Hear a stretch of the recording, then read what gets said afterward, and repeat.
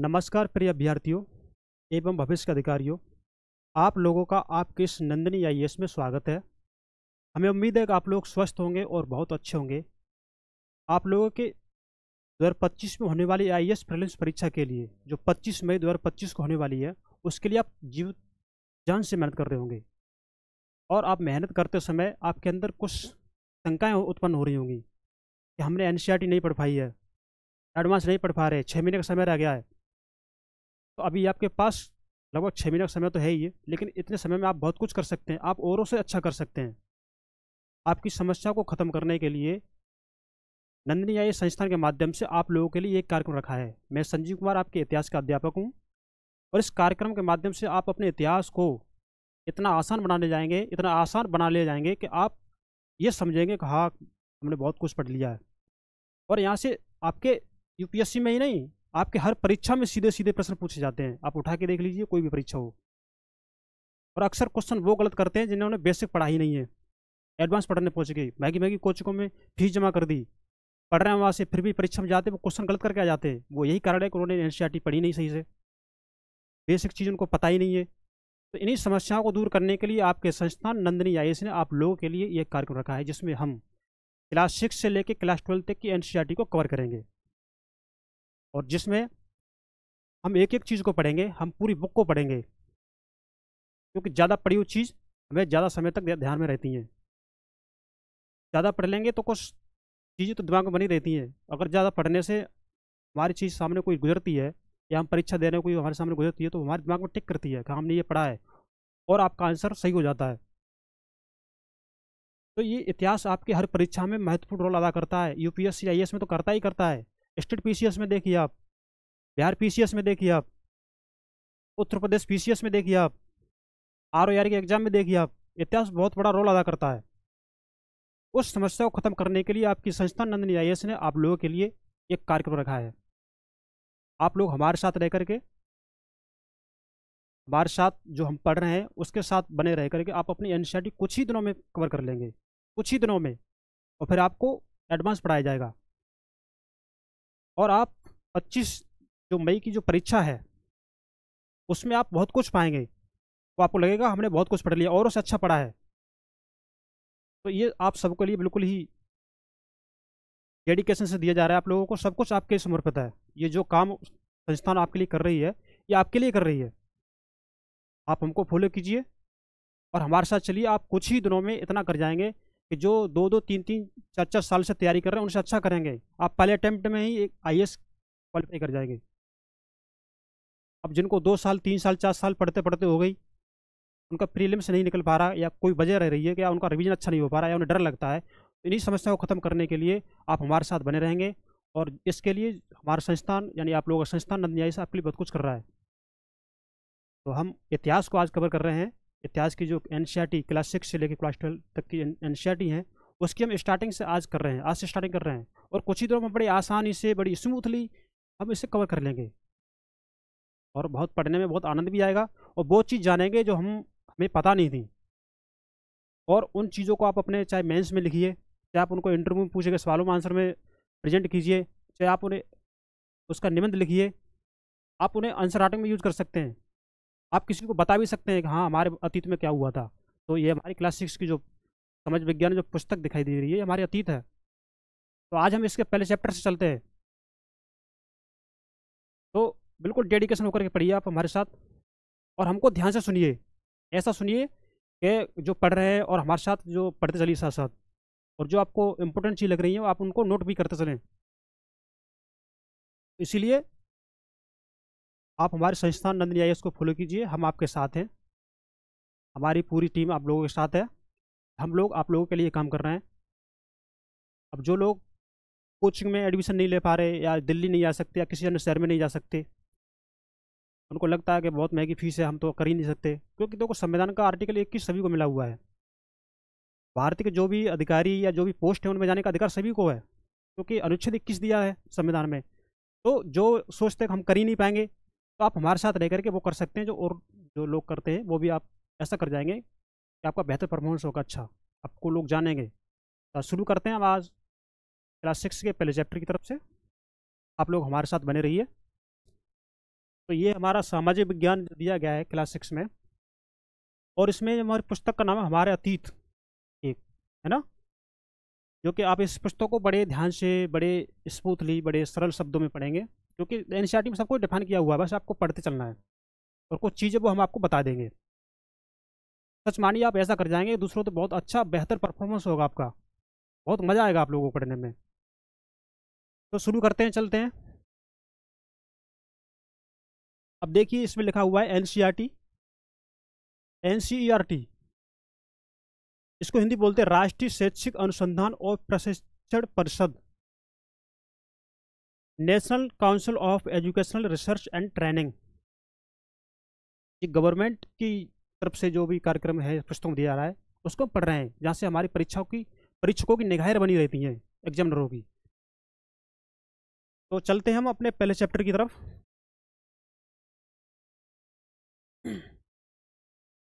और अब इसमें हमारा जो पहला चैप्टर होगा, कब, क्यों, कहाँ और कैसे।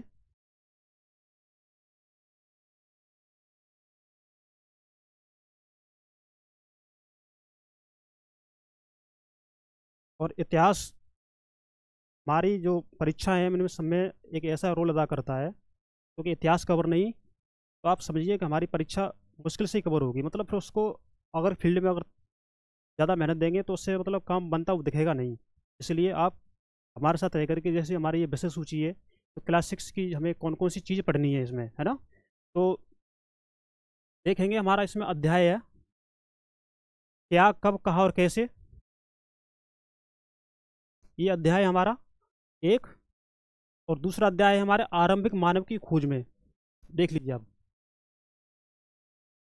तीसरा अध्याय होगा हमारा भोजन संग्रह से उत्पादन तक। चौथा होगा आरंभिक नगर। पांचवा होगा क्या बताती हैं हमें किताबें और कब्रें। छठवां होगा इसमें राज्य, राजा और एक प्राचीन गणराज्य। सातवां होगा नए प्रश्न, नए विचार। अशोक, आठवां होगा आपका अशोक एक अनोखा सम्राट जिसने युद्ध का त्याग क्यों किया, है ना, तो इसको हम पढ़ेंगे।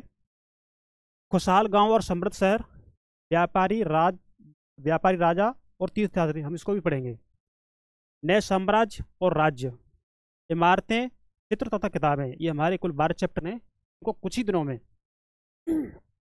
ये आसानी से बड़े प्यार से कवर कर लेंगे। तो टेंशन छोड़ दीजिए, आप मुस्कुराइए, बार बार मुस्कुराइए, और मुस्कुरा करके आप हमारे साथ लग जाइए, क्योंकि हम आपके साथ तैयारी कर रहे हैं, आपको पढ़ाने की, आपको सिखाने की, आप सीखने की चेष्टा रखिए आप लोग हमारे साथ, है ना। तो चलते हम,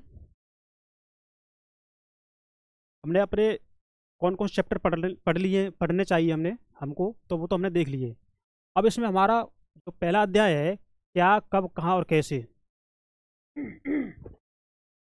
इसको हम पढ़ेंगे। इसको क्यों पढ़ेंगे, देखिए। रसीदा का सवाल है। रसीदा एक लड़की है जो क्लास 6 की है, उसके मन में सवाल है, और आप लोगों को यह ध्यान रखना चाहिए कि आप एनसीईआरटी पढ़ रहे हैं क्लास 6 की, तो आपको क्लास 6 के स्तर पर ही समझना चाहिए, आपको अभी एडवांस नहीं। जहाँ जैसा हो आप वहाँ उस तरह से सोचेंगे तो आप जल्दी सीखेंगे। तो क्लास 6 की जो लड़की रसीदा है, उसके मन में विचार आया है कि एक अखबार की एक सुर्खी पर निगाह पड़ी कि 100 साल पहले क्या हुआ था, हम ये कैसे पता कर सकते हैं। तो उसके क्वेश्चन को, उसके डाउट, उसका क्वेश्चन मार्क जो चिन्ह लगा हुआ, उसको जानने के लिए एनसीईआरटी आपको बता रही है कि रसीदा जो है वो क्या है ना, एक लड़की है, क्लास 6 की है। और तो वही बता रहे हैं कि रसीदा बैठी अखबार पढ़ रही थी, अचानक उसकी निगाह एक सुर्खी पर पड़ी 100 साल पहले, है ना, एक सुर्खी पड़ी 100 साल पहले। वह सोचने लगी कि यह कोई कैसे जान सकता है कि इतने वर्षों पहले क्या हुआ था, कैसे जान सकता है कोई। तो आप देखते हैं कैसे जान सकते हैं, यानी वो जान सकती है तो आप लोग भी जान सकते हैं। क्लास 6 के स्टैंडर्ड पर हम समझेंगे, तो क्लास 6 के स्टैंडर्ड पर हम क्लास 6 की एनसीईआरटी पढ़ रहे हैं, तो उस हिसाब से हम समझेंगे। तो देखिए हम कैसे पता लगाएंगे, हम देखिए, अगर आज से 2 दिन पहले कोई घटना घटित हो जाती है, तो उसको जानने के लिए हम रेडियो का यूज़ करते हैं, टेलीविज़न का यूज़ करते हैं, अखबारों का यूज़ करते हैं। लेकिन अगर 1 साल पहले कोई घटना घटित हो जाती है, तो उसको जानने के लिए हम किसी ऐसे व्यक्ति से मिलेंगे जो उस समय को वो जान चुका हो। तो वही बताया गया इसमें, अगर अगर हम 100 साल पहले को जानना चाहते हैं तो उसके लिए हमें ये इतिहास पढ़ना पड़ेगा, है ना। तो वही जानकारी देखते हैं। देखिए, तो अतीत के बारे में हम क्या जान सकते हैं। अब अतीत होता क्या है? अतीत अतीत हमारा इतिहास ही होता है। अतीत माने हमारे पूर्वजों का, हमारा जो इतिहास है वो अतीत है। हमने अपने इतिहास में क्या किया, तो वही अतीत है। अब देखिए, अतीत के बारे में बहुत कुछ जाना जा सकता है। क्या जा सकता है? जैसे लोग क्या खाते थे, कैसे कपड़े पहनते थे, किस तरह के घरों में वो रहते थे। हम आखेटक बोलते शिकारी, जो शिकार करने वाला, है ना। पशुपालकों, जो पशुओं का पालन करता है, पशु पालने वाले लोग। शासकों, जो शासक वर्ग होता है। व्यापारियों, पुरोहित पुरोहित बोलते हैं विद्वान वर्ग को। शिल्पकारों, जो पत्थरों को काटने आटने के काम करते हैं वो शिल्पकार कहलाते हैं, जो मूर्ति बनाते हैं वगैरह। शिल्पकारों, कलाकारों, संगीतकारों या फिर वे वैज्ञानिकों के जीवन के बारे में जानकारियां हासिल कर सकते हैं। यही नहीं, हम यह भी पता लगा सकते हैं कि उस समय बच्चे कौन से खेल खेलते थे और कौन से खिलौने यूज करते थे। यह है हमारा अतीत। इसको हमें जानना है कि आज जो हमारे जो सभ्यता है आज की वर्तमान की, क्या उससे पहले से हमारी कनेक्ट कर पाएगी। तो देखो, आपको एनसीईआरटी आपको ये भी बताएगी। एनसीईआरटी आपके इतिहास को आपके वर्तमान से भी कनेक्ट करेगी। बस आपको उसको हमारे साथ पढ़ते चलना है।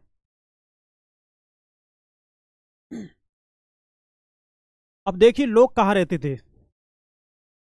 लोग कहाँ रहते थे, तो ये रसीदा का जो क्वेश्चन है, आप लोग मतलब रसीदा का क्वेश्चन तो आप लोगों का भी क्वेश्चन, जो रसीदा जानना चाहती है वो आप लोग भी जानना चाहेंगे, तो आप चीज़ जल्दी समझेंगे। अब जो हमारा मानचित्र, अभी हम आपको मानचित्र दिखाएंगे, उसमें जो नर्मदा नदी है जो हमारी, उसका पता लगाएंगे, है ना, वो कहाँ है। तो वहाँ की बात है। तो देखते हैं यहाँ पे क्या है कि कई लाख वर्ष पहले से लोग इस नदी के तट पर रह रहे हैं। कई लाख वर्ष पहले से रह रहे हैं यहाँ पे। देखिए आप लोग, अभी से नहीं, कई लाख वर्ष पहले से यहाँ रहने वाले आरंभिक लोगों में से कुछ कुशल संग्राहक थे। अब संग्राहक क्या होता है गुरुजी? तो संग्राहक, देखिए, संग्राहक वो होता है अपने खाने पीने चीज़ों को इकट्ठा करना, या कोई ऐसी चीज़ है जो उनके लिए उपयोग है उसको एकत्र कर रहे हैं, वो हमारा संग्राहक कहलाता है। ठीक है। जो आसपास के जंगलों की विशाल संपदा से परिचित थे। जो जो जंगल की जो विशाल संपदा है, जो संग्राहक हैं, चीज़ें इकट्ठी करते हैं, उन्हें पता होता है कौन सी चीज़ खाने योग्य है कौन सी नहीं, कौन सी लकड़ी यूज में आती है कौन सी नहीं, कौन सा फल जहरीला है, कौन सा पौधा जहरीला है, कौन सी वनस्पति अपने काम के लिए है। तो इनकी ये जानकारी एक कुशल संग्राहक को ही होगी, जो जंगल की जो विशाल संपदा है उससे वो परिचित भी हैं। तो वही कहा है इन्होंने। तो वे अपने भोजन के लिए वे जड़ों को, ठीक है, फलों और जंगल के अन्य उत्पादों का यहीं से संग्रह किया करते थे। संग्रह माने एकत्रित करना। संग्रह किया करते थे। वे जानवरों का आखेट यानी शिकार भी करते थे। तो इतनी जानकारी आपको मिल गई होगी कि हम इनका यूज क्यों करते थे, है ना। अब हम आगे चलते हैं।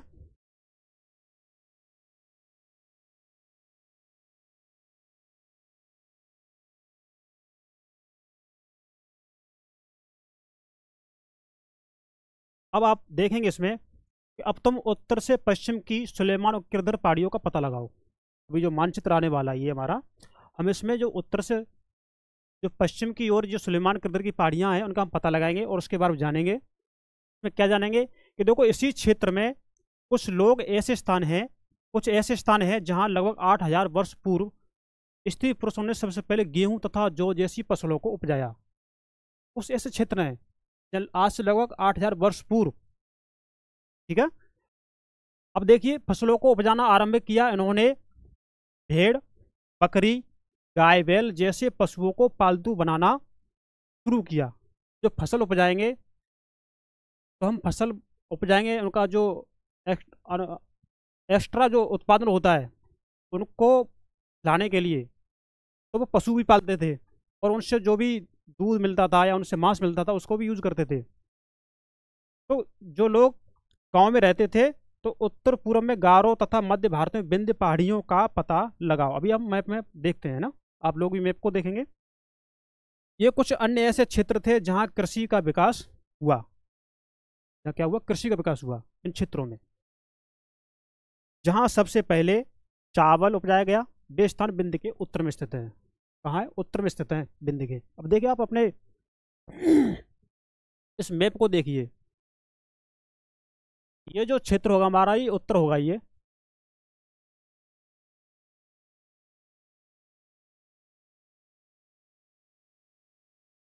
ये दिशा होगी हमारी उत्तर की होगी, और ये दिशा इधर होगी हमारी पूरब की।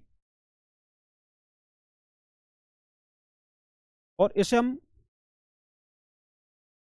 पश्चिम, पूर्व, पश्चिम, उत्तर, दक्षिण, नीचे वाली दिशा दक्षिण की होगी। तो हम इसमें देखेंगे कौन कौन सी नदियां बह रही हैं और कौन कौन सी पहाड़ियां हैं, यहाँ पे कौन कौन से पर्वत हैं, कौन कौन से क्षेत्र हैं, उसको हम देखेंगे। तो देखिए उत्तर और पश्चिम का जो क्षेत्र है ना, यहाँ है हमारी किरदर पहाड़ी और सुलेमान, जो अभी पहले बताया गया था। अब देखिए यहाँ पे जो हमारा कश्मीर वाला क्षेत्र है, यहाँ से हमारी नदी निकल रही है, ये झेलम नदी, और यहीं में आके मिल जाती है हमारी काबुल नदी। और इसी में आकर जो मिलती है हमारी यहाँ से आगे चल के चिनाब नदी, इसी के दक्षिण में एक रावी नदी, ब्यास नदी और सतलज नदी। ये नदियाँ मिलकर के सिंधु नदी बनती है, और जो इधर हमारे आकर के पाकिस्तान से होती बहती हुई और अरब सागर में आके गिर जाती है। अब देखिए ये जो क्षेत्र है ये हिमालय क्षेत्र है, ये यहाँ तक। और हिमालय से आपकी गंगा नदी निकलती है, जो गंगोत्री पहाड़ी से निकलती है। यमुना नदी निकलती है, जो यमुनोत्री से निकलती है। और इसी में आके जो यमुना में चंबल मिल जाती है। जो नदी, जो मुख्य नदी मिलती है वो सहायक नदियाँ कहलाती हैं। सोन नदी हमारी बहती हुई मिलती है गंगा में। अब देखिए सारी नदियाँ ये यहाँ के तरह होकर के, ये गंगा नदी जो ब्रह्मपुत्र नदी होकर हुई असम से होती हुई है बंगाल, जो बांग्लादेश है वहाँ पे आके मिल जाती है, और ये हमारी बंगाल खाड़ी में आके गिर जाती है। अब देखिए ये क्षेत्र हमारा विंध्य पहाड़ियाँ, नर्मदा नदी और ताप्ती नदी के बीच में हमारा सतपुड़ा पर्वत। आप ये कॉन्सेप्ट थोड़ा आंखों के साथ चलेंगे, क्योंकि ये मानचित्र है, तो एक दो बार देखेंगे तो चीज़ें आसान हो जाएंगी। अब गोदावरी नदी ये आप देखिए, ये बह रही है। महानदी ये बह रही है। कृष्णा नदी ये बह रही है। तुंगभद्रा ये मिल जाती है यहाँ पे। तो ये जो क्षेत्र है ना, ये वाला ये हमारा पश्चिमी घाट है, और ये वाला जो क्षेत्र हमारा ये पूर्वी घाट है। पेन्नार नदी ये हमारी बह रही है, कावेरी ये है, और ये हमारी बंगाल की खाड़ी है, और ये हमारा अरब सागर है। देख लीजिए आप लोग। और ये जो दिशा होती है ना हमारी, ये दक्षिण है। ये हमारा हिंद सागर है, दक्षिण दिशा में, हमारे भारत के दक्षिण दिशा में हमारा हिंद महासागर है। तो आप लोगों ने नदियाँ देख ली हैं। अब आगे चलते हैं। मानचित्र पर सिंधु तथा इसकी सहायक नदियों का पता लगाने का प्रयास करिए। हमने कर लिया ना। सहायक नदियाँ उन्हें कहते हैं जो एक बड़ी नदी में मिल जाती हैं। हमने बता दिया अभी आप लोगों को, एक मुख्य नदी में आकर जो नदियाँ आके मिलती हैं, तो मिलने वाली जो नदी होती है वो हमारी सहायक नदी कहलाती है, सहायक नदी। लगभग 4700 वर्ष पूर्व इन्हीं नदियों के किनारे कुछ आरंभिक नगर फले फूले, यानी आरंभिक नगर मतलब बसे, स्टार्टिंग हुई इनकी। गंगा एवं इसकी सहायक नदियों के किनारे तथा समुद्र तटवर्ती इलाकों में नगरों का एक विकास लगभग 2500 वर्ष पूर्व हुआ था। समुद्र तटवर्ती इलाका, सहायक नदियाँ और गंगा, इनकी जो क्षेत्र है यहाँ पे, क्या हुआ यहाँ पे एक नगर हुआ, नगरों का विकास हुआ, जो कब का है? लगभग 2500 वर्ष पूर्व का है। देखिए आप लोग, गंगा तथा इसकी सहायक नदी सोन का पता लगाओ। लगाया हमने। गंगा के दक्षिण में इन नदियों के आसपास का क्षेत्र अति प्राचीन काल में मगध नाम से जाना जाता था। किसके नाम से? अब देखिए फिर एक बार, गंगा के दक्षिण में जो हमारे नदियों का आसपास का क्षेत्र है वो किसके नाम से? मगध के नाम से जाना जाता था, मगध के नाम से। इसके शासक बहुत शक्तिशाली थे और उन्होंने एक विशाल राज्य स्थापित किया। देश के अन्य हिस्सों में भी ऐसे राज्यों की स्थापना की गई थी, है ना, देश के अन्य हिस्सों में भी। लोगों ने सदैव उपमहाद्वीप के एक हिस्से से दूसरे हिस्से तक यात्रा की, ठीक है। कभी कभी हिमालय जैसे ऊंचे पर्वतों, पहाड़ियों, रेगिस्तान, नदियों तथा समुद्र के कारण यात्रा जोखिम भरी होती थी, फिर भी ये यात्रा उनके लिए असंभव नहीं थी। देख लीजिए आप लोग, कितने उनके अंदर धैर्यपूर्वक और दृढ़ता थी। फिर आप देखते हैं, कभी लोग काम की तलाश में तो कभी प्राकृतिक आपदाओं के कारण एक स्थान से दूसरे स्थान पर जाया करते थे। आज भी लोग काम की तलाश में या कोई प्राकृतिक आपदा आ जाती है तो उसके द्वारा भी वो अपना स्थान चेंज कर देते हैं आज भी। कभी कभी सेनाएं दूसरे क्षेत्रों पर विजय हासिल करने के लिए जाती थीं। इसके अतिरिक्त व्यापारी कभी काफिले में तो कभी जहाज़ों में अपने साथ मूल्यवान वस्तुएं लेकर एक स्थान से दूसरे स्थान पर जाते रहते थे। अब ये काफिला, काफिला क्या होता है? कई लोगों के साथ में किसी धातु को ले जाना, मूल्यवान धातु को ले जाना, लोगों का एक तरह से समूह होता है काफिला। अब देखिए, धार्मिक गुरु लोगों को शिक्षा और सलाह देते हुए एक गांव से दूसरे गांव तथा एक कस्बे से दूसरे कस्बे जाया करते थे। आज भी देख ले आप जी, मतलब आज की चीज़ों से आप रिलेट कर सकते हैं धार्मिक गुरुओं को। कुछ लोग नए और रोचक स्थानों को खोजने की चाह में उत्सुकतावश भी यात्रा किया करते थे। जैसे वास्को ड गामा, कोलंबस ने यात्रा शुरू की थी, तो उनको अब उत्सुकता थी जानने की कि कौन से जगह कहाँ पर है। इन सभी यात्राओं से लोगों को एक दूसरे के विचारों को जानने का अवसर मिला। देख लीजिए आप लोग, आगे चलते हैं। आज लोग यात्रा क्यों करते हैं? आज क्यों करते हैं यात्राएं? एक बार फिर से आप मानचित्र को देखो, आप लोग देखेंगे। मानचित्र आप अपने पास रखिए और आपने अपने पास एक कॉपी और एक कलम रखिए अपने पास। जो आपको इंपॉर्टेंट चीज़ लगे आप उसको नोट करते चलिए, और थोड़ा पानी अपने पास रखिए। पानी पीते रहेंगे तो आपके अंदर एक सक्रियता बनी रहेगी। पहाड़ियाँ, पर्वत, समुद्र इस उपमहाद्वीप की प्राकृतिक सीमा का निर्माण करते हैं। हालांकि लोगों के लिए इन सीमाओं को पार करना आसान नहीं था। देख लीजिए आप, जिन्होंने ऐसा चाहा वे ऐसा कर सके। वे पर्वतों की ऊंचाइयों को छू सके तथा गहरे समुद्रों को पार कर सके। उपमहाद्वीप के बाहर से भी कुछ लोग यहाँ आए और यहीं बस गए। अब देखें, आगे चलते हैं। उपमहाद्वीप के बाहर से भी कुछ लोगों ने यहाँ करके यहीं बस गए, और लोगों के इस आवागमन ने हमारी सांस्कृतिक परंपराओं को समृद्ध किया, हमारी सांस्कृतिक परंपरा को बढ़ाया।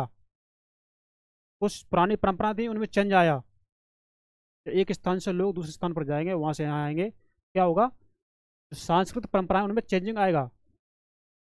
आप पहले कैसे रहते थे, हम दूसरी शहर में पहुँच जाएँ या दूसरे जगह पर पहुँच जाएँ, तो आप वहाँ वहाँ जो रहते थे उस स्थिति में ना रह करके वहाँ जो रहेंगे ये लोग, उस स्थिति में आप अपने को ढालने का प्रयास करेंगे।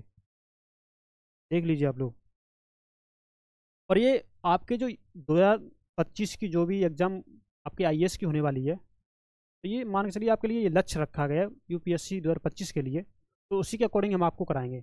आप 2026 की एग्ज़ाम देना चाहते हो या 27 की देना चाहते हो, तो आप अभी से हमारे साथ जुड़ करके आप एनसीईआरटी ख़त्म कर लेंगे, तो आपके दिमाग से एक बहुत बड़ा दबाव हट जाएगा कि हाँ मैंने एनसीईआरटी नहीं पढ़ पाई है। अब देखिए, हम आपको एक एक वर्ड पढ़ा रहे हैं, बच्चों की तरह पढ़ा रहे हैं हम आपको, क्योंकि आपके कॉन्सेप्ट क्लियर हो जाएं।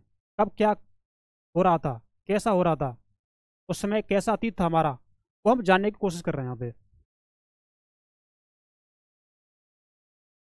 अब आगे चैप्टर, आगे हम उस पर चलते हैं पेज पर।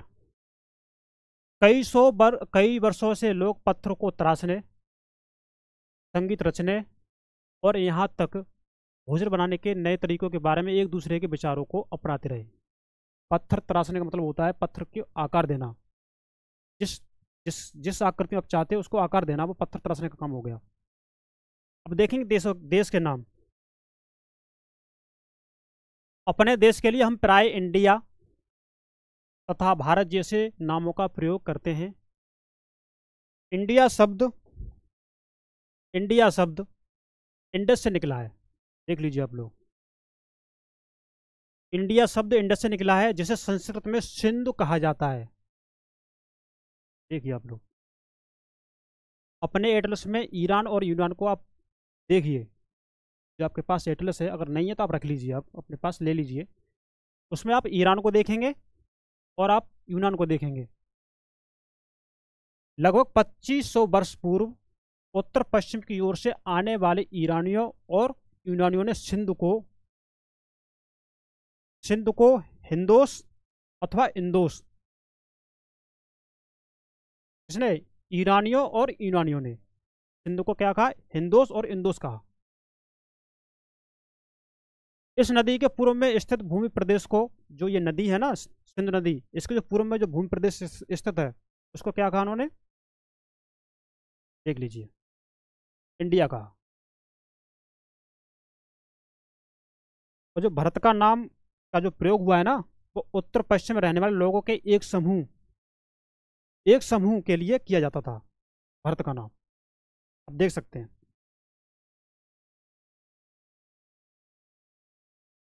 इस समूह का उल्लेख संस्कृत की आरंभिक लगभग 3500 वर्ष पुरानी कृति ऋग्वेद में भी मिलता है। देख लेंगे आप, बाद में इसका प्रयोग देश के लिए होने लगा। ये ऋग्वेद में ही मिलता है।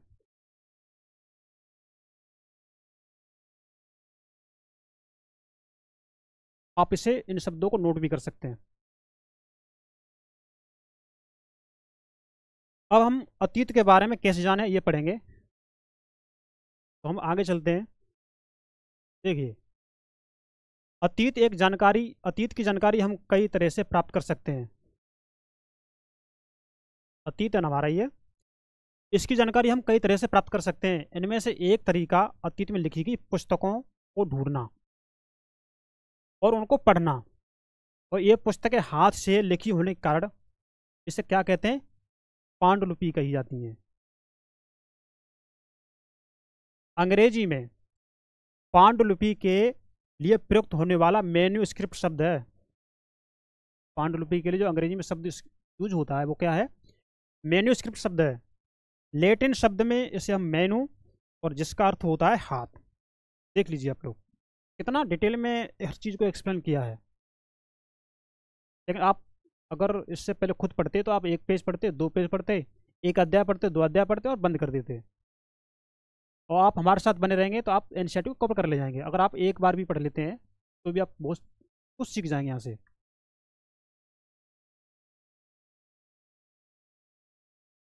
ये पांडुलिपियाँ प्राय ताड़पत्रों अथवा हिमालय क्षेत्र में उगने वाले भूज नामक पेड़ की छाल से विशेष तरीके से तैयार भोजपत्र पर लिखी मिलती हैं। देख लीजिए, अब इसमें आप देखेंगे जो ताड़पत्र है ना ये, इस पे, और जो हिमालय क्षेत्र में जो एक पेड़ उगता है भुर्ज, उसकी जो छाल है ना, उस पर जो पांडुलिपि लिखी गई तो वो हमें ये मिली है। अब देखो पांडुलिपि में इसमें अलग से और बता दिया इन्होंने कि ताड़ पत्रों से बनी पांडुलिपि का एक पृष्ठ जो आपको दिखाया गया ये वाला, ये तो यह पांडुलिपि लगभग 1000 वर्ष पहले लिखी गई थी। 1000 वर्ष पहले। देखिए आप लोग, किताब बनाने के लिए ताड़ के पत्तों को काटकर उनके अलग अलग हिस्सों को एक साथ बांध दिया जाता था।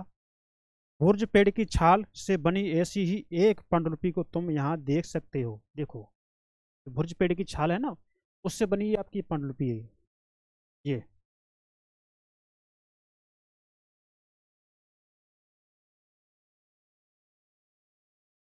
अब आप इसमें से पढ़ पा रहे हैं कि कौन कौन से अक्षर यूज किए गए इसमें? अरे कुछ तो पढ़ पा रहे होंगे, जो आज हम अपनी हिंदी भाषा में जो शब्द पढ़ते हैं उनमें से कुछ शब्द उसमें मैच कर रहे हैं। अब देखिए गौर से, तो ये पांडुलिपि में ये होता था। आगे चलते हैं। इतने वर्षों में इनमें से कई पांडुलिपियों को कीड़ों ने खा लिया था तथा कुछ नष्ट कर दी गई। भाई 1000 वर्ष का जो समय बहुत होता है, 1000 साल बहुत समय हो गया, तो कुछ तो पांडुलिपि नष्ट हो गई होंगी। लेकिन फिर भी ऐसी की पांडुलिपियाँ आज भी उपलब्ध हैं। प्राय ये पांडुलिपियाँ मंदिरों में और बिहारों में प्राप्त होती है। इन पुस्तकों में धार्मिक मान्यताओं व व्यवहारों, राजाओं के जीवन, औषधियाँ तथा विज्ञान आदि सभी प्रकार के विषयों की चर्चा मिलती है। इनके अतिरिक्त हमारे यहाँ महाकाव्य, कविताएं तथा नाटक भी हैं। इनमें से कई संस्कृत में लिखे हुए मिलते हैं, जबकि अन्य प्राकृत और तमिल में है। प्राकृतिक भाषा का प्रयोग किसके लिए किया गया?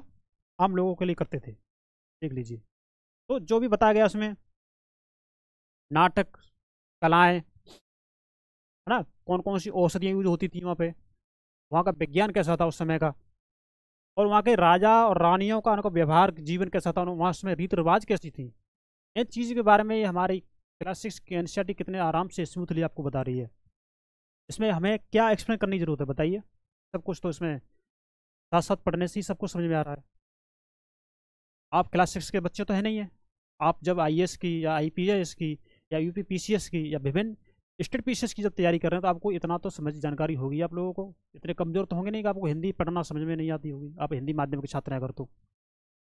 देखिए आप लोग, हम अभिलेखों का भी अध्ययन कर सकते हैं। ऐसे लेख पत्थर अथवा धातु जैसी अपेक्षाकृत कठोर सतहों पर उत्कीर्ण किए मिलते हैं। ये अभिलेख की बात हो रही है, इस पर पत्थर अथवा धातु जैसी अपेक्षाकृत कठोर सतहों पर उत्कीर्ण किए जाते हैं ना, उत्कीर्ण किए हुए लेख हमें मिलते हैं, वो हमारे क्या कहलाते हैं, अभिलेख कहलाते हैं। किसी पत्थर पर लिखा हुआ लेख हो या कोई धातु हो जो कठोर सतह हो उस पर लिखा हुआ लेख, जो उत्कीर्ण किया हुआ लेख मिलता है, वो हमारे क्या है, अभिलेख है। तो देखिए आपके इतिहास ने अभिलेख भी बता दिया इस क्लास 6 के एनसीईआरटी ने, अभिलेख क्या होते हैं। अब देखें आगे क्या हुआ।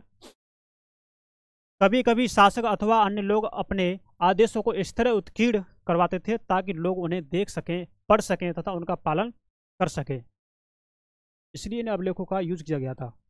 कोई लेख लिखवा दिया उन समय के राजा रानियों ने, इसको जो आम लोग थे या जो उनके अधिकारी लोग थे वो इसको देख सकें और उसका पालन कर सकें।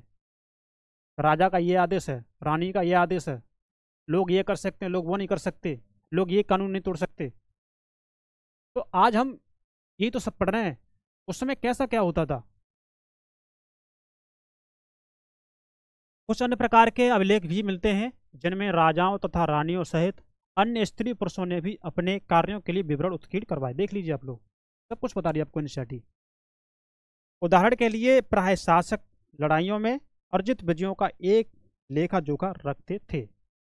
जो हम आज अपने इतिहास में जो राजाओं महाराजाओं की लड़ाइयाँ जो हम देख पा रहे हैं, देख सकते हैं, पढ़ सकते हैं, तो वो यही तो है, अभिलेखों पर लिखवा दी, जो विजय प्राप्त की वो लिखवा दी, हमने इस राजा को हराया, हमने वहाँ से जीत की, हमने इस क्षेत्र पर अधिकार कर लिया, वो सब लिखवाते थे और वो अपने पास रखते थे, जिससे क्या कर रहे हैं, जिससे वो क्या करते थे, उसको अपनी यादगार के लिए यूज करते हैं। तो अब उन्हीं वजह से हम अपने अतीत को पढ़ रहे हैं।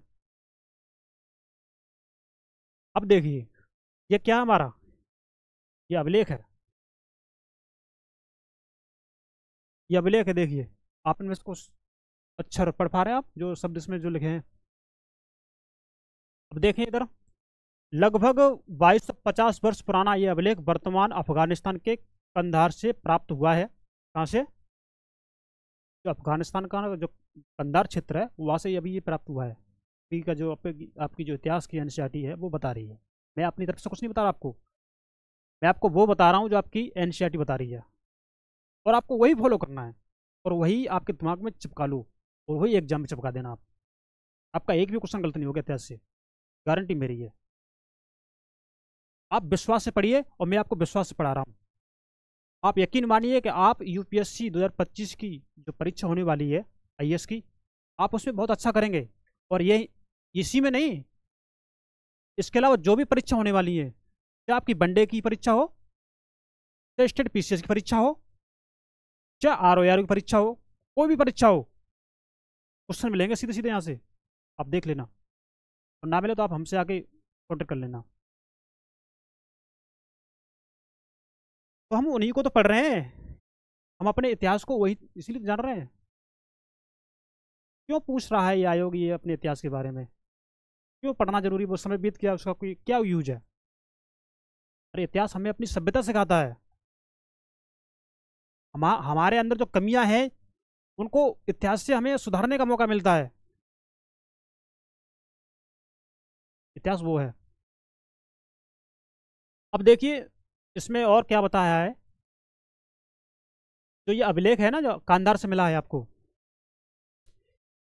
ये अशोक ने खुदवाया था, अशोक का आदेश पत्र है, ये आदेश लिखा हुआ है इस पर। इस शासक के विषय में तुम कक्षा अध्याय 8 में पढ़ोगी, ये रसीदा के बारे में बता रहा है, मतलब आप पढ़ेंगे, अध्याय 8 में आप पढ़ेंगे या आप पढ़ोगी, हमारे प्रिय अभ्यर्थियों, आप पढ़ोगे या पढ़ेंगी। आप हमसे कनेक्ट हो, हम आपसे कनेक्ट हैं, और हम आपके लिए बेस्ट टू बेस्ट बढ़िया देंगे एकदम। आप हमारे साथ रहकर के एनसीईआरटी को स्मूथली कवर कर लेंगे। एक बार एनसीईआरटी हो जाए आपकी, एनसीईआरटी अगर हो गई तो आप बहुत अच्छा कर जाएंगे। तो कोई भी एग्जाम हो, मैं बार बार कह रहा हूँ, आप बहुत अच्छा करेंगे, आप बहुत अच्छा करेंगे, आप बहुत अच्छा करेंगे। Please you follow me. I hope now understand you. Please attention here. देखो उधर, जब हम कुछ लिखते हैं तब हम किसी लिपि का प्रयोग करते हैं। कुछ लिखते हैं तो क्या करते हैं, हम किसी लिपि का प्रयोग करते हैं। लिपियां अक्षरों अथवा संकेतकों से बनी होती हैं। जब हम कुछ बोलते हैं अथवा पढ़ते हैं तब हम एक भाषा का प्रयोग करते हैं। देख लीजिए आप लोग, यह अभिलेख इस क्षेत्र में प्रयुक्त होने वाली यूनानी तथा अरामेइक नामक दो भिन्न लिपियों तथा भाषाओं में है। यूनानी तथा अरामाइक नामक दो भिन्न लिपियों में है ना, ये भाषा है। अब देख, आप ये देखिए, कुछ तो इसमें थोड़ा बहुत आपको दिमाग लगाना पड़ेगा। देखो 100% टीचर के ऊपर निर्भर होना समझने के लिए, तो फिर आपकी समझ वहीं रह जाएगी। तो आपको कुछ एक्स्ट्रा भी समझना है ना। एक्स्ट्रा आपको अपने आगे क्वेश्चन, अपने दिमाग के पीछे क्वेश्चन मार्क लगाना है, जो आपके एक अगले ज्ञान की एक क्या होती है, स्टेप होता है जानने का। अब देखिए, क्या तुम बता सकती हो कि कठोर सतह पर लेख लिखवाने के क्या लाभ थे। ये तो आप भी समझ सकते हैं कि क्या लाभ थे। ऐसा करवाने में क्या कठिनाई आती थी, कठिनाई तो कुछ कुछ आती होंगी। ये चीज़ आपको थोड़ा ऑब्जर्वेशन करनी है। इसके अतिरिक्त अन्य कई वस्तुएं अतीत में बनी और प्रयोग में लाई जाती थीं। ऐसी वस्तुओं का अध्ययन करने वाला व्यक्ति पुरातत्वविद कहलाता है। पुरातत्वविद, ये नया शब्द आ गया आप लोगों के लिए। पुरातत्वविद क्या होता है, तो वही तो बताया गया है कि ऐसी वस्तुओं का अध्ययन करने वाला जो व्यक्ति क्या कहलाता है, पुरातत्वविद कहलाता है। और पुरातत्वविद तो होता क्या है, पुरातत्वविद होता क्या है, देखिए इसमें साफ साफ बताया गया है क्या होता है। पुरातत्वविद पत्थर और ईंट से बनी इमारतों के अवशेषों, चित्रों तथा मूर्तियों का अध्ययन करते हैं। देख लीजिए, आप इसे लिख सकते हैं, नोट कर सकते हैं शब्द को, पुरातत्वविद को। क्या, फिर से एक बार रिपीट कर रहा हूं मैं, क्योंकि ये शब्द इंपॉर्टेंट है। अब जिनको पुरातत्वविद ही नहीं पता क्या होता, तो वो क्या ऑब्जर्वेशन कर लेंगे, क्या समझ पाएंगे, क्या लिख पाएंगे, क्या बोल पाएंगे इतिहास के बारे में, बताइए। तो वही तो बता रहे हैं एनसीईआरटी करने के लिए। आप हमारे साथ बने रहकर के एनसीईआरटी कर लेंगे तो बहुत अच्छा करेंगे, रियली बहुत अच्छा करेंगे, औरों से अच्छा करेंगे, क्योंकि आप बेस्ट हैं, अपने आप में एक बेस्ट इंसान है। पुरातत्वविद पत्थर और ईंट से बनी इमारतों के अवशेषों, चित्रों तथा मूर्तियों का अध्ययन करते हैं। अब इसमें पुरातत्वविद और क्या करते हैं, औजारों, हथियारों, बर्तनों, आभूषणों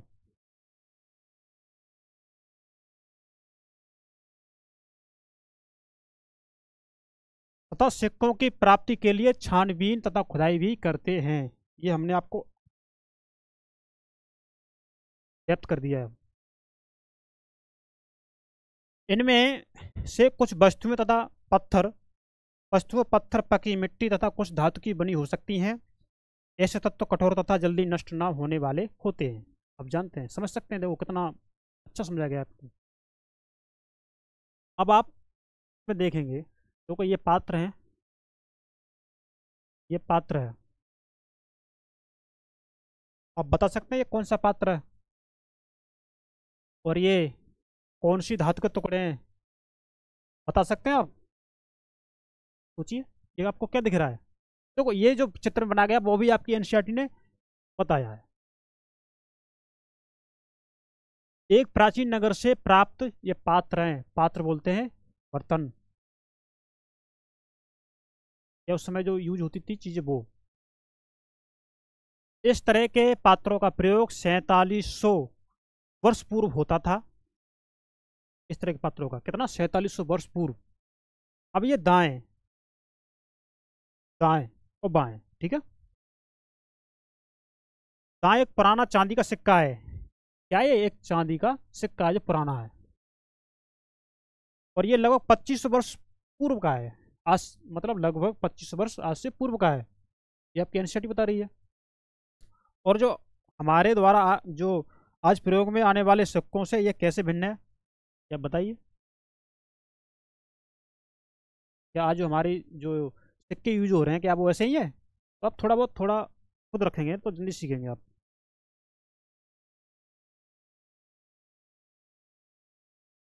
इनमें से कुछ वस्तुएं पत्थर, पकी मिट्टी तथा कुछ धातु की बनी हो सकती हैं। ऐसे तत्व कठोर तथा जल्दी नष्ट न होने वाले होते हैं। देख लीजिए क्या कह रहे हैं इसमें। पकी मिट्टी और धातु की जो वस्तु बनी होती है वो जल्दी नष्ट नहीं होती, इसलिए तो हम आज उनको पढ़ पा रहे हैं, इसलिए तो हमारे इतिहास है वो उसका ऑब्जर्वेशन कर पा रहे हैं, उनको चीज़ों को जोड़ पा रहे हैं। पुरातत्वविद जानवरों, चिड़ियों तथा मछलियों की हड्डियां भी ढूंढते हैं। देख लीजिए, इससे उन्हें यह जानने में भी मदद मिलती है कि अतीत में लोग क्या खाते थे। वनस्पतियों के अवशेष बहुत मुश्किल से बच पाते हैं। यदि अन्न के दाने अथवा लकड़ी के टुकड़े जल जाते हैं तो वे जले हुए रूप में बचे रहते हैं। वनस्पति की चीज़ें तो मुश्किल मिलती हैं, लेकिन उनके जले हुए जो अंश हैं वो मिल जाते हैं, तो उससे पता कर पा रहे हैं वो। अब देखिए, क्या पुरातत्वविदों को बहुधा कपड़ों के अवशेष मिलते हैं? अब बहुधा जानते हैं, बहुधा प्राय, जिसे हम प्राय बोलते हैं अक्सर। पांडुलिपियों, अभिलेखों तथा पुरातत्वों से ज्ञात जानकारी के लिए इतिहासकार प्राय स्रोत शब्द का प्रयोग करते हैं। किसका? स्रोत शब्द का। कौन? इतिहासकार।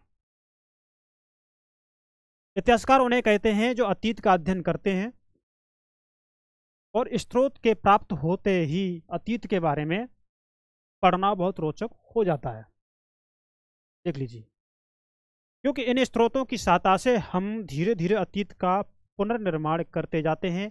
अतः इतिहासकार तथा पुरातत्वविद उन जासूसों की तरह है जो इन सभी स्रोतों का प्रयोग सुराग के रूप में कर अतीत को जानने का प्रयास करते हैं। देख लीजिए, ये बता रही है आपकी क्लास 6 की एनसीईआरटी, पहला अध्याय।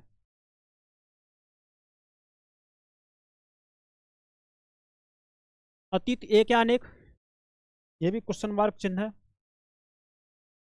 अतीत हमारा एक है या अनेक है? देखो, क्या तुमने इस पुस्तक के शीर्षक हमारे अतीत पर ध्यान दिया है? नहीं दिया तो दे लेना। यहाँ अतीत शब्द का प्रयोग बहुवचन के रूप में किया गया है, ये भी देख लीजिए। सॉरी,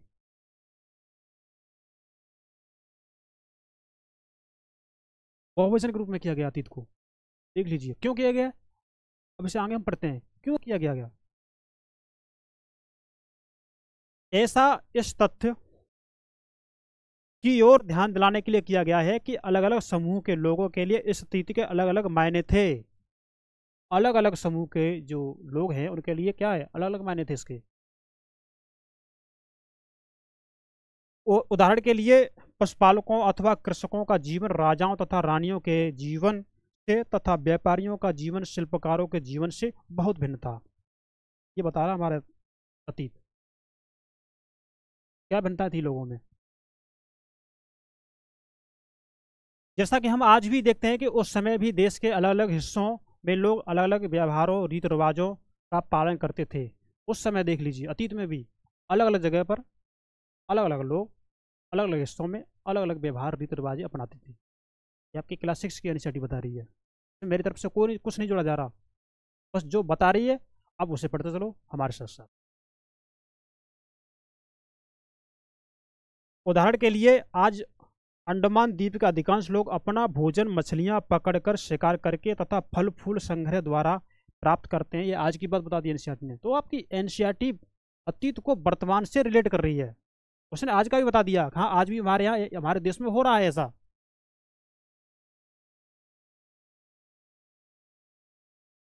इसके विपरीत शहरों में रहने वाले लोग खाद्य आपूर्ति के लिए अन्य व्यक्तियों पर निर्भर करते हैं। इस तरह के भेद अतीत में भी विद्यमान थे। जो भेद अभी दिख रहे हैं ना, वो अतीत में भी थे। देख लिए आपके एनसीईआरटी ने वर्तमान को कैसे अतीत से रिलेट कर दिया, कनेक्ट कर दिया। आप देख लीजिए, देखिए आप। इसके अतिरिक्त एक अन्य तरह का भेद है, उस समय शासक अपनी विजयों का लेखा जोखा रखते थे। यही कारण है कि हम उन शासकों तथा उनके द्वारा लड़ी जाने वाली लड़ाइयों के बारे में काफ़ी कुछ जानते हैं। इसीलिए देख लीजिए आप लोग, जबकि शिकारी, मछुआरे, संग्राहक, कृषक अथवा पशुपालक जैसे आम आदमी प्राय अपने कार्यों का लेखा जोखा नहीं रखते थे। तो आम आदमी का कोई लेखा जोखा नहीं था, बड़े बड़े लोगों का लेखा जोखा था। तो कहीं ये आज भी है, देख सकते हैं आप लोग। पुरातत्व की सहायता से हमें उनके जीवन को जानने में मदद मिलती है। हालांकि अभी भी इनके बारे में बहुत कुछ जानना शेष है। अभी और कुछ जानना भी शेष है, ये आपकी एनसीईआरटी बता रही है। अब तिथियों का मतलब जानेंगे, है ना। अगर कोई तुमसे तिथि के विषय में पूछे तो तुम शायद उस दिन की तारीख, माह, वर्ष जैसे जैसे कि 2000 या इसी तरह का कोई और वर्ष बताऊंगी या बताओगे। जो वर्ष चल रहा है वो वर्ष आप बताओगे अगर उस समय का अगर पूछा जाए तो। लेकिन इसमें क्या किया गया है, वर्ष की गणना ईसा धर्म प्रवर्तक ईसा मसीह के जन्म से की जाती है। जो उनकी ईसा मसीह की, जो ईसाई धर्म के जो प्रवर्तक ईसा मसीह हैं, तो इनके जन्म से तिथि की जो गणना की जाती है वो बताया गया है इसमें, देख सकते हैं आप लोग। अतः 2000 वर्ष कहने का तात्पर्य ईसा मसीह के जन्म के 2000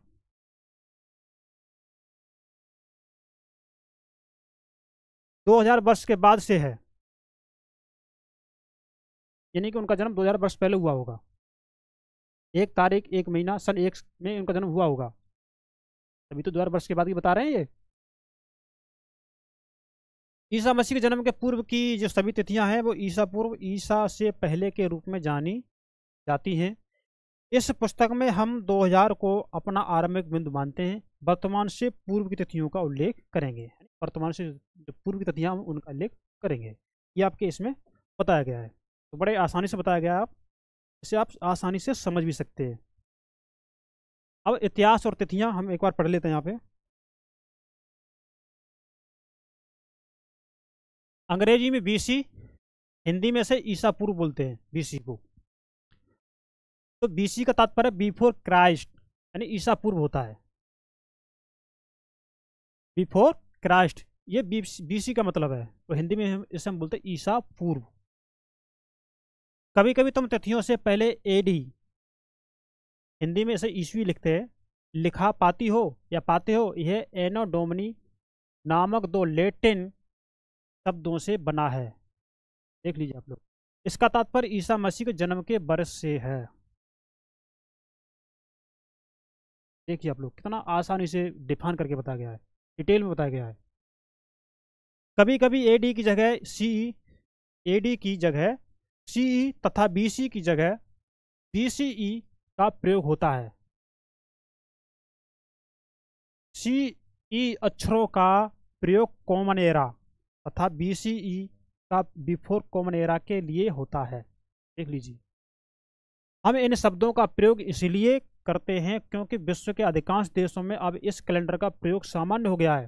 भारत में तिथियों के इस रूप का प्रयोग लगभग 200 वर्ष पूर्व आरंभ हुआ था। कभी कभी अंग्रेजी के बीपी अक्षरों का प्रयोग होता है, जिसका तात्पर्य होता है बिफोर प्रेजेंट। बीपी अक्षरों का प्रयोग किस लिए होता है, बिफोर प्रेजेंट, यानी वर्तमान से पहले। अब पृष्ठ 3 पर 2 तिथियां हैं, उनका पता लगाओ। इनके लिए तुम किस अक्षर समूह का प्रयोग करोगे या करोगी, ये आपके लिए है। अब थोड़ा हम अन्यंत्र में पढ़ लेते हैं, क्योंकि हमें एनसीईआरटी में पढ़ना तो सब कुछ ही है। हमने कहा है आपको, हम एक एक शब्द पढ़ाएंगे आपको। आपको अलग से कुछ नहीं करना, बस आप हमारे साथ करते जाइए और यकीन मानिए आप दूसरे से अच्छा करेंगे, क्योंकि आप अपने आप पे विश्वास रखिए। विश्वास ही एक ऐसी चीज़ है जो आप लोगों को ऊंचाई तक ले जाती है। जिसका विश्वास कमजोर हुआ, उसका कॉन्फिडेंस कमजोर हुआ और वो गिर जाता है। और जिसका विश्वास अच्छा है तो उसका कॉन्फिडेंस भी अच्छा होता है। देखिए आप लोग, जैसा कि हमने पहले पढ़ा है, अभिलेख कठोर सतहों पर उत्कीर्ण करवाए जाते हैं, ये तो पढ़ चुके हैं हम। इनमें से कई अभिलेख कई सौ वर्ष पूर्व लिखे गए थे। सभी अभिलेखों में लिपियों और भाषाओं का प्रयोग हुआ है। समय के साथ साथ अभिलेखों में प्रयुक्त भाषाओं तथा लिपियों में बहुत बदलाव आ चुका है। देख लीजिए अब, विद्वान यह कैसे जान पाते हैं कि क्या लिखा था? इसका पता अज्ञात लिपि का अर्थ निकालने की एक प्रक्रिया द्वारा लगाया जा सकता है। इस प्रकार से अज्ञात लिपि को जानने की एक प्रसिद्ध कहानी उत्तरी अफ्रीका देश मिस्र से मिलती है। लगभग 5000 वर्ष पूर्व यहाँ राजा रानी रहते थे, ऐसा इसमें कहा है। अब आप इसमें थोड़ा ये लगाइए कि अनुमान लगाइए कि जो ये चित्र दे रखे हैं इसमें, तो कौन से चित्र के लिए कौन से अंग्रेजी वर्ड का यूज किया गया है, अक्षर का यूज किया गया इसमें, है ना? ये शेर है, शेर जैसा ही दिख रहा है, शेर जैसा दिख रहा है, इसके लिए एल शब्द का यूज किया गया है। और ये आप ये जो पक्षी दिख रहे हैं, ये आपको ये बाज या गिद्ध हो सकता है, या गिद्ध मान लीजिए, बाज मान लीजिए, है ना? तो इसके लिए ये शब्द यूज किया गया था। उस समय इस तरह के संकेत चलते थे कि किसके लिए किस शब्द का, किस वर्ड का, किस अक्षर का यूज हो रहा है, किस लिपि का यूज हो रहा है।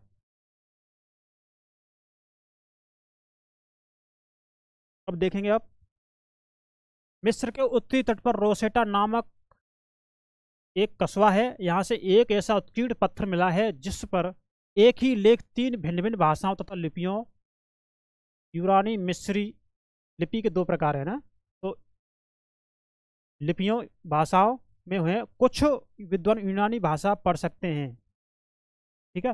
उन्होंने बताया है कि यहाँ राजाओं तथा रानियों के नाम एक छोटे से फ्रेम में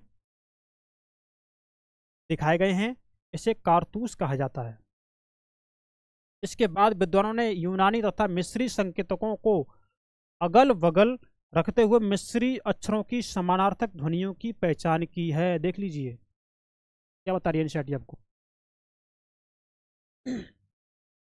जैसा कि तुम देख सकते हो, यहाँ एक अक्षर के लिए शेर, एल अक्षर है ना हमारा, एल अक्षर के लिए शेर तथा ए अक्षर के लिए एक चिड़िया के चित्र बने हैं, ये संकेत दिए गए हैं। एक बार जब उन्होंने यह जान लिया कि विभिन्न अक्षर किनके लिए प्रयुक्त हुए हैं, तो वे आसानी से अन्य अभिलेखों को भी पढ़ सके। देख लीजिए आप लोग।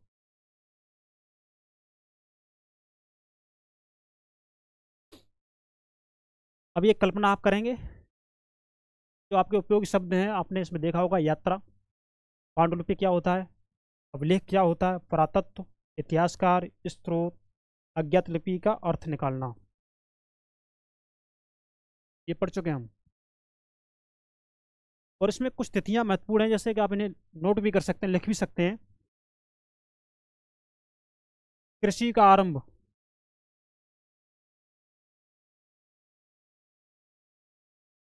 कृषि का आरंभ कब हुआ था? 8000 वर्ष पूर्व। सिंधु सभ्यता के प्रथम नगर 4700 वर्ष पूर्व। गंगा घाटी के नगर मगध का बड़ा राज्य कब हुआ? 2500 वर्ष पूर्व।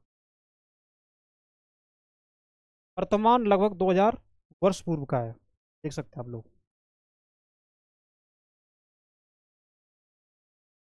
पढ़ने में अच्छा लग रहा होगा आप लोगों को कि आप अपनी एक पुस्तक को बड़ी डिटेल से पढ़ रहे हैं, हमारे साथ पढ़ रहे हैं। और इसमें कुछ ज़्यादा बताना है नहीं है, क्योंकि इसमें सब कुछ लिख दिया है, साफ साफ लिख दिया है। इतना तो पढ़ के समझ सकते हैं, क्योंकि आप आईएएस की तैयारी कर रहे हैं, या स्टेट पीसीएस की तैयारी कर रहे हैं, या कोई भी कंपटीशन की तैयारी कर रहे हैं, तो इतना तो आप समझ ही सकते हैं, इतना तो आपको जानकारी होगी। तो आप यहाँ से इतिहास को स्ट्रॉन्ग कर लेंगे। और जो यूपीएससी 2025 का लक्ष्य बैच है, आप आपके संस्था नंदी द्वारा जो लॉन्च किया है, ये आपके साथ है। संस्थान आईएएस की टीम आपके साथ है। नंदिनी आईएएस की जो टीम है, वो आप लोगों के एकदम डेडिकेट से काम कर रही है, आप लोगों के लिए। आप लोगों को 100% दे रही है। हो सकता है तो 100% से ऊपर जो परसेंट होते हैं इतना भी देगी आप लोगों को।